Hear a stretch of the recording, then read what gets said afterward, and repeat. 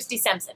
Today's question is, how do you reach out to kids in your choir in their love languages? Ooh, I love that. The love languages are such a cool thing that maybe you guys have read that book about your love language and how you show love versus how you receive love. When you apply that to our kids, it takes on such a whole new meaning and really helps helps us understand kids. For instance, you all know the one kid who always comes up and gives you this little gift or trinket, like a little flower or a little bracelet or something. They give it to you. Oh, yay, right? But every kid doesn't do that, right? There's the other kids that come up and hug you. You know, a few of them, right? And there's this one that just hugs me and I think my back is going to break. That's not great, right? But when you think about it, you realize, oh my gosh, I think this kid's love language, which they don't really understand, this kid's love language is physical touch.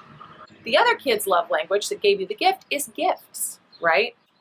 Someone else's love language, like one of my love languages is words of affirmation. When somebody says, oh my gosh, you did a great job, right? So I tend to reach out that way. So I tell every other kid, you did a great job, you did a great job, you did a great job, which isn't a bad thing to do, of course. But if there are kids that's not their love language, they are going to feel more appreciated if you give them a hug. Or if you give, I don't know what we give them as a little gift, but a little prize or something like that. I gave my choreography team gifts last night, and I never do that because it's not my love language, so I never think about it. But I was at the grocery store, and for Easter, they were selling these little sheep for really cheap. And so I thought, from All About That Baby, I'm going to give them a little sheep, give them a sheep stuff. So I said, here's a sheep stuff for you.